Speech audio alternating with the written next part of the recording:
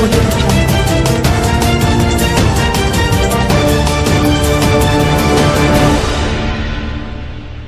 नमस्कार, न्यूज 20 बिहार की आवाज में आपका स्वागत है। हम हाजिर हैं आपके सामने अभी तक की कुछ प्रमुख खबरों के साथ। बड़ी खबर बिहार के समस्तीपुर से आ रही है, जहां उजियारपुर थाना क्षेत्र के लखनीपुर महेशपट्टी गांव में 24 सितंबर 2020 को हुए दोहरे हत्याकांड के पीड़ित परिजनों से मिलने सीपीआईएम के राज्य सचिव मंडल सदस्य कॉमरेड अजय कुमार 26 सितंबर 2020 को उनके आवास पर पहुंचे। अजय कुमार ने पीड़ित परिवार से मुलाकात कर उन्हें हर संभव मदद दिलाने का आश्वासन दिया। कॉमरेड जगदीश महतो ने कहा कि उजियारपुर थाना परिसर से मात्र कुछ ही मिनटों की दूरी पर इतनी बड़ी घटना हो गई और उजियारपुर पुलिस सोती रही, जो कि उजियारपुर थाना की निष्क्रियता व विफलता को दर्शाती है। पुलिस की इस तरह की कार्यशैली पर उन्होंने गहरा आक्रोश व्यक्त किया। श्री महतो ने कहा कि उजियारपुर थाना के अंदर कानून नाम का कोई चीज नहीं है। इतने कम दिनों में महिसारी में पिता पुत्र की गोली मारकर हत्या, सातनपुर में नेपाली की दिन दहाड़े गोली मारकर हत्या, महेंद्र चौक के पास पिता पुत्र की हत्या, आखिर उजियारपुर में यह हो क्या रहा है? क्या उजियारपुर थाना प्रभारी उजियारपुर थाना क्षेत्र को अपराधियों के हवाले कर दिया है? उन्होंने यह भी कहा कि अगर जल्द से जल्द उजियारपुर थाना क्षेत्र में आपराधिक घटनाओं पर रोक नहीं लगी तो उजियारपुर थाना प्रभारी के विरुद्ध भी वरीय पदाधिकारी को लिखना पड़ेगा।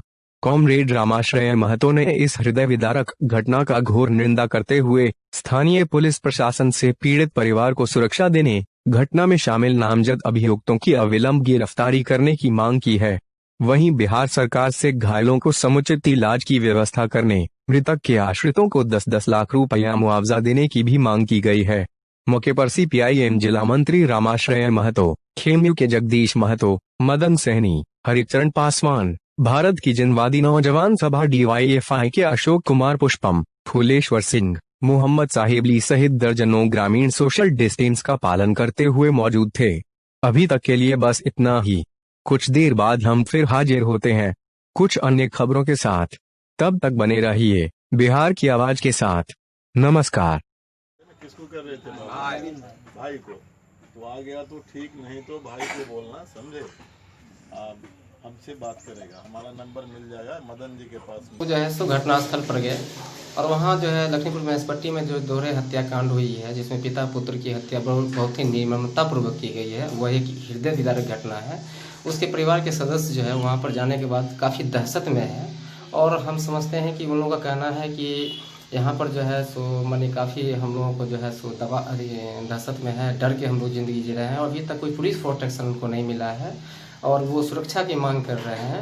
और वो उनका ये है कि मेरे बचे हुए परिवार के जो लोग हैं उनको अभी जान खतरे में है, अपराधियों का उनके ऊपर भी नज़र है और एक तरह से उनका ये भी कहना था कि वो किसी न किसी रूप से धमकी दे रहा है कि हमको जो है सो मतलब जो है केस मुकदमा वापस लो, केस मुकदमा मत करो, कुछ बोलो नहीं, मुंह खोलोगे तो तुमको भी जो है बुरा अंजाम भुगतना पड़ेगा। और हम समझते हैं कि इस हम लोग पीड़ित परिवार से मिले हैं और मिलने के बाद जो है सो हम पुलिस प्रशासन से मांग करते हैं कि उनके आश्रितों को सुरक्षा उपलब्ध कराया जाए।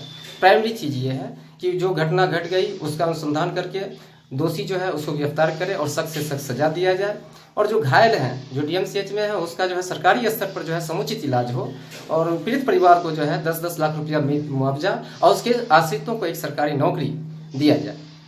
बड़ी चीज़ जो है ये लगा कि घटना स्थल जो है वो मात्र उजियारपुर थाना से जो है सो आधे किलोमीटर की दूरी पर है और यहाँ से मौखिक सूचना दिया गया, इसके बावजूद भी पुलिस कई घंटों बाद पहुंची। अगर समय से पुलिस पहुंच जाती तो घटना को रोका जा सकता था और घटना को जो है इतनी बड़ी घटना नहीं घट सकती थी। तो इसमें उजियारपुर पुलिस की विफलता है, निष्क्रियता है।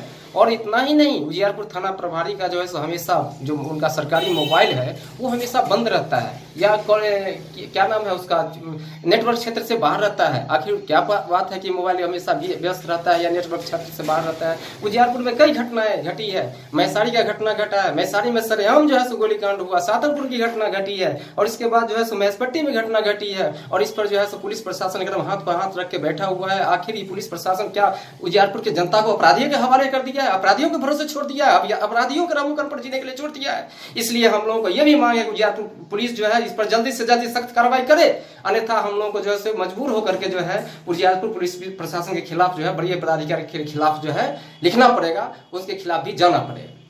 परिवार से मिले हैं और लोगों ने बतलाया कि जो ज़मीनी विवाद पहले से चल रहा था और उसी ज़मीनी विवाद के कारण सब लोग उनके जो महेंद्र पासवान के दूसरे तीसरे जो लड़का सब है सब मिल कर के और पिटाई किया और पिटाई के क्रम में सुरेश पासवान की हत्या हो गई। सुरेश पासवान के बड़े पुत्र की हत्या हो गई। फिर सुरेश पासवान की पत्नी दरभंगा में इलाज करा रहे हैं, उनकी एक बेटी भी इलाज करा रही हैं। तो ये पूरी तरह की ये तरह से घटना घटी है। सबसे पहले आज मैं वहाँ जाने के बाद इस घटना की भारतीय कम्युनिस्ट पार्टी मार्क्सवादी जिला कमेटी की ओर से घोर निंदा करते हैं और हम मांग करते हैं कि जो आज 3 रोज घटना का हो चुका है उसमें जो अभियुक्त हैं उनकी अविलंब गिरफ्तारी होनी चाहिए।